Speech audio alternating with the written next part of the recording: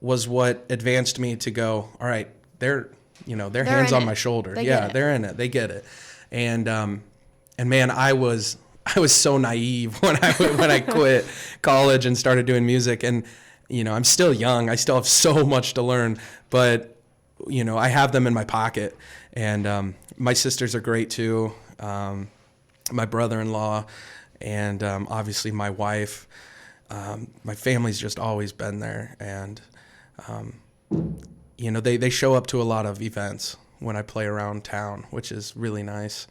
And, you don't expect them to do anything like that, but they, like you said, they're in it. And so, I mean, if anyone has a group of people like that in their lives, you're bound for some sort of success, I think. Yeah. I mean, we were talking before the show that his mom actually joined me on Facebook, and she messaged me this morning and was like, I'm Tyler's biggest fan. So having people that support you so strongly just really, everyone sees it. You see it, especially you, but everybody sees it, and it makes the world of a difference for you. It can be a lot, but I tell you, my mom is one of the best persons in my life. I mean, as much as she could get on your nerve as any mother could, it's just a blessing to have her so deeply involved in my best interest. For sure. Yeah. Yeah. So some people are passionate about cars or sports. What made you so passionate about music? I don't even know. I remember, as a kid, I just was always singing in church, in school. And I do remember my dad kind of playing me some of the records of Boston and stuff. And I remember when the early days of YouTube, getting on there and watching Boston perform. And I'm sure there was so many other musicians, so many other bands, but Boston is what I remember. And they played, it's their song, I think it's, what is it, Foreplay Long Time or some song that they have this awesome electric guitar, and it's just this rockin' tune. And I'm watching the live performance in a stadium, and I'm watching them move. And then all of a sudden, this guy, their guitarist, swaps over to an acoustic guitar that's on a stand, and it's playing this ballady, rocky, just acoustic part that's in the middle of the song. And I just remember seeing that and going whatever that is, that's what I want to do. And I was always performing. I was always trying to rock and roll, and I never grew up crazy country, but I kind of developed that as I grew up, doing hay and working on a farm. And that even developed also into the rock roots that I was raised on, even Bob Seger and Eagles. And figuring all that out is the coolest thing ever to do. For those of listeners that don't know, Tyler and I actually went to the same high school. So did you park on the Hick row? No. They had a Hick row. I did not. I was just a nerd. I just did music, and I don't know. I parked everywhere, I guess. I think I was late a lot of days, and I just pulled up into one of the teacher spots. So was that the specific moment when you were at that live concert that really just nailed it in the head that this is what I want to do? I think it was watching that, and I don't know. I've never thought about where I really grasped the aspect of performing in music, but yeah, I mean, I grew up with music, and just when you see people move the way they do on stage, it just sparks something in me, and I really wanted to do that. Yeah. And it's constantly I see other people perform, and I'm just like, oh my gosh, I want to do that. You want to do that? It's still always, affects me. It's in my head. And does it not feel real that you are doing that? Sometimes it doesn't. Sometimes it does. But there's some shows we play where they've been pretty big, and you do kind of take a step back and go, holy cow, how the heck did I get here? Yeah. Have you, in this build up from where you started to now, have you faced imposter syndrome? Explain that to me. So that's where no matter where you're at in your career, you just don't feel like you're good enough. You're this shouldn't be I shouldn't have privilege to this opportunity. I don't feel like I'm qualified enough, pretty much. I don't know. I don't want to sound cocky either, but I feel like If you haven't, that's a good thing too. Yeah, I don't know if I ever really had. I think maybe sometimes if we're talking to an artist who's way above us that we happen to meet because we're maybe opening or some whatever, right? I think sometimes meeting them, I do get that imposter syndrome and going like, how am I meeting these people right now? Or how am I talking to them? Yeah. And how am I on the same stage as them? So maybe that a little bit, but I think, like without, sounding cocky, I guess, but we put in so much work as a full band, myself, and like you get to see that hard work fruition when you're performing on those certain events. You know that you've earned it. And we got ourselves here. That's good. Yeah. I'm glad. Not that you have to face that, but I know we talk about it a lot in this career field of just like facing imposter syndrome and dealing with that like mindset shift. Okay, next question. So one of your songs, Wicked Ways, which is absolutely amazing, is a testament to change, commitment, and lasting love. Can you share what was going on in your life and relationship when you wrote this fantastic, beautiful, heartwarming, bittersweet song? I appreciate that. That song. So there's only been a few times in my life where like songs have just poured out of me, I guess.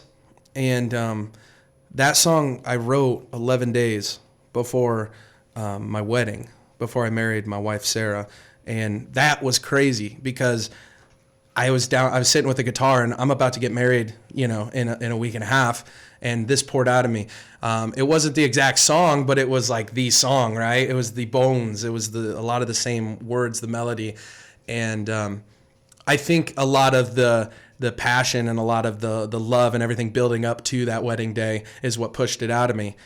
But the song is beautiful in the sense that I wrote it about my wife and I, and it's taught, the whole premise of it is changing your wicked ways. And I think the biggest part was, living life as a bachelor and living life on the road and playing all these shows. And finally I met this woman who loves me and I love her so dearly. And, it's like, hey, let's stop drinking all this beer. Yep. Let's keep playing this music. Let's keep having a great time. And let's look after ourselves now, right? Because love is the strongest thing ever, right? Love is stronger than anything else in this world.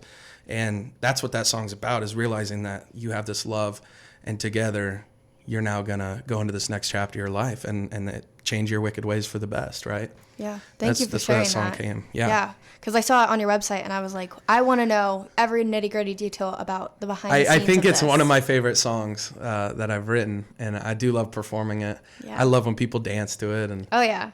Well, one of my questions was actually, can you walk us through your writing process? You said that one, you sat down and you just knew. Yeah.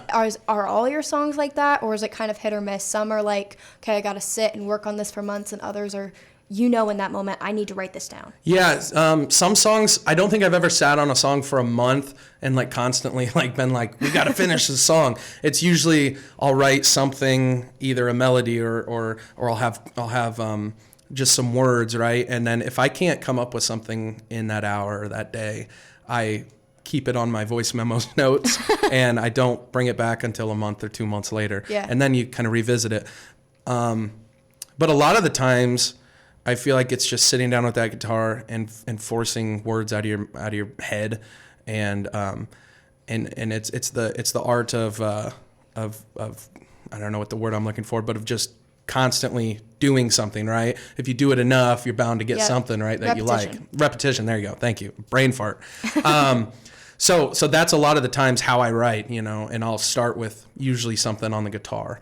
But I've been doing a lot of just recording voice memos when I'm driving, and so how things pop into your head. Oh, I do the same. I know how it goes. Don't listen to music often when I drive, which is crazy, but I don't. And you take the voice memos note out and you just start singing something. Yep. And sometimes I'll sing for 10 minutes if I'm driving, and it's like, there's got to be something in there, right? Yeah. And then you can go home and figure out what's in that.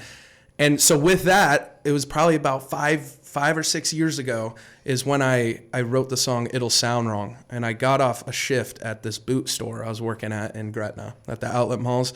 And I was going home, and you can hear in the voice memo me just sing this whole 4 minutes of a song, which has never really happened except for Wicked Ways, which I wrote, 2 years ago now, 2.5, yeah. And so that song just was on my phone. You can hear the seatbelt alarm going off because I was a dummy. I wasn't wearing my seatbelt, and but it was just like it somehow was just that was the whole song. Yeah. And I listen to it every now and again. I'm like, how the heck did that happen? I don't know. Yeah. I can't ever tell. And I think that happens to a lot of musicians. I wish it would happen more frequently, but it doesn't. Yeah. But yeah, writing process is I think it's just the art of repetition and just keep doing it. You get something sometimes, right? Yeah. What started this certified train wreck for your fan club name? Oh yeah. Well, a lot of people don't know that when I first started a band, it was Tyler, Anthony, and Sons. Okay. And then we're like, that's stupid. So now it's Tyler, Anthony, and the Trainwrecks. And we thought that was really cool, right? It had an edge to it. We loved it. And then eventually I just go by Tyler Anthony, right? Yep. And I have a band with me. So the Certified Trainwreck kind of became our fan club, our fan group. And if there's anything to learn about the music industry, it's about, you need to acquire fans, right? Mm-hmm. There's a lot of business on the back line of it. And let's get their contacts because they're the ones who are going to help you grow. And that's how you create fans, right? That's how you create more fans. So we got this fan group going and we have a lot of ideas to keep growing it to be something more, tried to get custom merch out just for the people part of the group, things like that. Mm-hmm. But that will be in the future, hopefully coming soon. But yeah, just certified trainer. It was so funny. We're like, we have to do it, and everybody can relate to being a certified trainer. Oh yeah. Yeah. Just a couple more questions here before we wrap up our interview. As much as I want to keep just yapping with you, if you could send a message to a small town musician, like you used to be, I wouldn't call you a small town musician anymore. What would you say? Man, if I could say something to a small town musician who wants to live their dream, I would say the same thing I've said since the beginning is know your worth and don't take any less than you deserve. Don't take any less than you need, than you want. Just shoot for the stars. Yeah. Because the worst people can say is no. And so know your worth and have work ethic. And I think that those go hand in hand, and that'll set you up for success. They'll get you really far. Yeah. Are there any fun or funny stories from tour or the places that you've gone that you want to share that are air appropriate? Yes. Oh man, lot of stories. One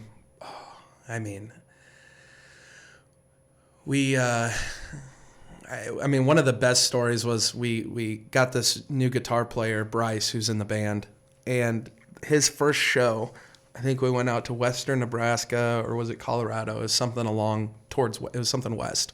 And I didn't have a hotel for us. And so I at the end of the night, we wrapped up, we got all loaded in, and we were going to the hotel. And this guy, Bryce, at that time was so new with any of us, right? Yeah. He didn't know what he was getting into. And I said, okay, I will get us a Motel 6 or, whatever, Motel 8, whatever cheap. They are. The cheapest one, $100 or $80. Bedbugs and all. Yes. And I got 2 queen beds, and we pushed them together. And there's 5 of us in the group. And he didn't know any of us. We'll sleep together. Who cares, right? We'll hop on the bed. We just need a bed. And so I remember Bryce was laying there with his boots on, his jeans still on, and he had a hoodie just in between us, half naked men, just going to sleep. And that is just such a funny story. And it's a funny picture of how we are on the road because we truly are just funny and we just make jokes. And you mess around, you have a good time. Yeah. It's all laughs. Yeah. But there's a lot of stories. I should start writing them down because I'm going to forget them. Make a book. I know. I might Make have a book to. about the tour and the tour tales. There you go. There's your name. Tour tales. I like it. I want some copyright stuff for that. Right. All right. We're going to wrap it up. What? Oh gosh, here we go. Okay. Sorry, my mind's blinking. I I think that was most of it. Oh, what can we look forward to from the future? I did see that you are now expecting. Congratulations. Yes. So are you going to take some time away, focus on family? What are you thinking? Well, definitely I'm going to hold back a little bit of the travel for the first couple months with this new baby. Oh, yeah. But luckily we tried to plan it, you know, in a good area where we slow down a little bit, and our baby's due in February. It's a baby boy, and so we're very excited, our first one. But the biggest thing for us is we have been waiting for a good time to start a new record. Yeah. And so this is the best time for us to be in town when my baby's due, and stay in town and rehearse and then get into a studio. So there's a lot of back end stuff we can still do aside from playing shows. But we'll still be playing some shows here and there because I still got to make some money, you know? Yeah. Well, you're a baby. I need some income. To support it, yeah. But yeah. I think nowadays it's just we have such a good support system, and there's so many things you can do with your music that even if you're not playing shows as much as we may do right now, we'll still get through it perfectly fine, and it'll be a blessing either way. Yeah. Well, congratulations. That's yes, so thank exciting. You. Do you want to shout out anybody? I'm sure your mom is listening. If you shout want to out shout anybody. Of course, shout out my parents, my beautiful wife, my dog Dolly. Dolly's listening at home. I turned the radio on. So she's in her kennel. It might be torture to her. I don't know. But shout out to UNO. You know, we love you guys, and thank you for giving us this opportunity, giving me this opportunity to talk about my band, and love doing it. Love to keep doing it more, and it's been awesome. All right, people, be sure to keep donating to Wear Black, Give Back. We're going to take a short break, and after, we will be back so Tyler can play us some songs. There's danger out there. It lurks on highways and quiet neighborhood streets. It's more likely to kill you than a shark, and more terrifying than the biggest snake. Distracted driving claims lives every day. Every notification, swipe, social post, video, or selfie while driving risks your life. So while you might think public speaking or the zombie apocalypse is scary, what's really terrifying and even deadly is distracted driving. Eyes forward, don't drive distracted. Brought to you by NHTSA and the Ad Council. Don't let biased algorithms, or degree screens, or exclusive professional networks, or stereotypes. Don't let anything keep you from discovering the half of the workforce who are stars. Workers skilled through alternative routes rather than a bachelor's degree. It's time to tear the paper ceiling and see the stars beyond it.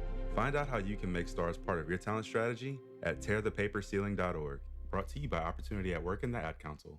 This message is for Shauna, my mom who just finished her high school diploma. I wanted to say I'm so proud of you for finishing school. You taught me it's never too late to achieve your dreams. I hope to make you as proud as you have made me. When you graduate, they graduate. Finish your high school diploma for you and for them. Visit finishyourdiploma.org to find free and supportive adult education centers near you. Brought to you by the Dollar General Literacy Foundation and the Ad Council. Substance use disorder and addiction is so isolating. And so, as a Black woman in recovery, hope must be loud. It grows louder when you ask for help and you're vulnerable. It is the thread that lets you know that no matter what happens, you will be okay. When we learn the power of hope, recovery is possible. Find out how at startwithhope.com. Brought to you by the National Council for Mental Wellbeing, Shatterproof, and the Ad Council.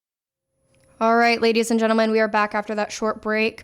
We are now going to have Tyler play two songs. One is an original called Wicked Ways, and the second is an unreleased, so be sure to stick around and listen out for that. Thank you for that so much.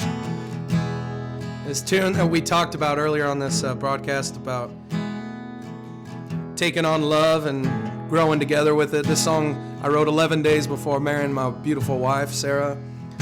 So this one goes out to her. It's called Wicked Ways. I reckon you fell into my heart. And he cried, that sweet lady away. I reckon you dove into my heart. You can't dare wait to stay. You threw your life into God's unknown. I reckon you saved me. You were wrong when you told me change those wicked ways, 'cause life will unfold. I reckon you wept when I cried on your shoulder. The way you held me like no woman ever had. And when we touched, I knew I wasn't dreaming. We made love and you closed your eyes. You said change those wicked ways, sleep here with me tonight. Well, now I'm dreaming white lawns and lace, and I'm praying it all goes into place.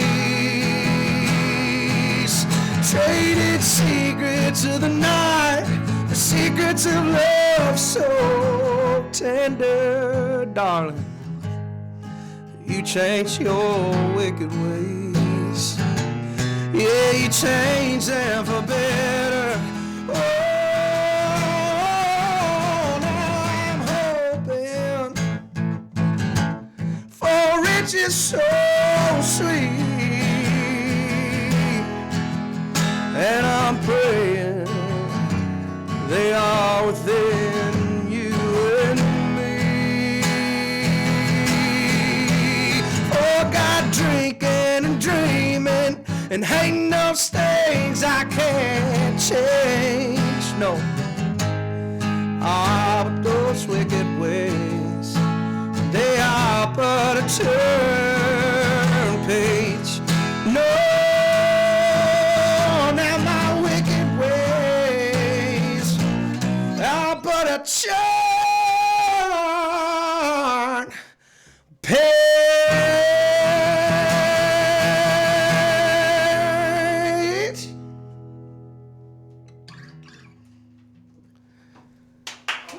Thank you guys. I hope you know my mouth was agape. My eyes are closed a little bit. The whole time. That was fantastic. All right, ladies and gentlemen, he's going to now play an unreleased song. If you're not still here, that's a shame. This tune's called Small Town Guy. I'll follow you into the great unknown, across the canyons in the sky, to the state I'm sure of. I'm a worn out, misbehaving small town guy. I'm a worn out, misbehaving small town guy.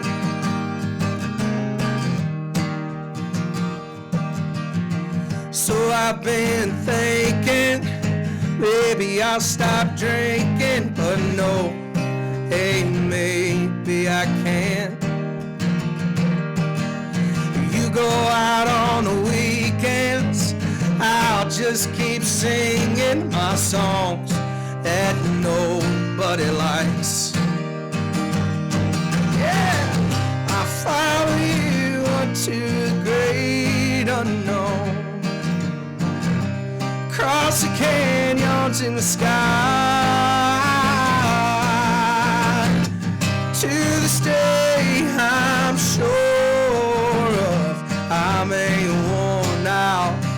misbehaving small town guy. I'm a worn out, misbehaving small town guy.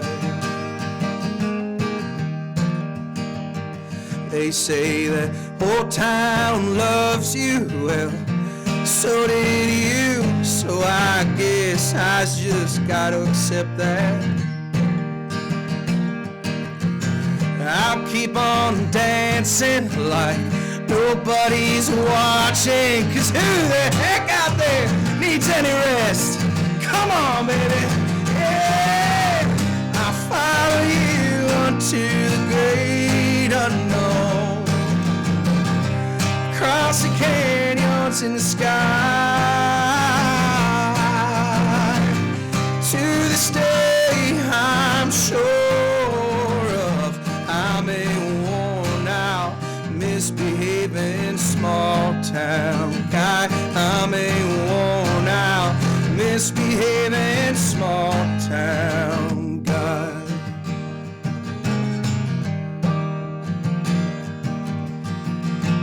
I could pay my dues, but I'd spent it all on loving you. I guess that wasn't enough. They say that time is money and money's luck.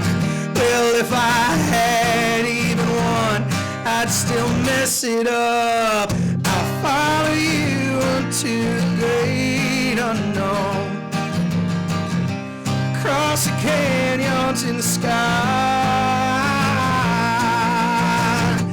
To this day, I'm sure of I'm a worn out, misbehaving small town guy. I'm a worn out, misbehaving small town guy. I'm a worn out, misbehaving small town guy. Thank you, MavRadio. Thank you. I'm going to fill you in on a little secret. Yeah. I don't like country music. I think you just changed my mind. Oh, that's awesome. I love it. I had goosebumps the whole time, Tyler. That was fantastic. Thank you so much for coming on and joining us today. All of MavRadio and the listeners sincerely appreciate it, and we're privileged to have you in this studio. We're going to need an autograph from you before you go. I love it. All right. Wear Black Give Back is still going on until noon tomorrow. Be sure to donate. Thank you so much for listening, and keep tuning in. We're going to have a Women in Media 6 to 7 Yap Hour that I will be back for later tonight. Thank you. You're listening to MavRadio, Omaha's premier college radio station. KVNO 90.7 HD2 Omaha. Power with. I'm Jerome Bradford, a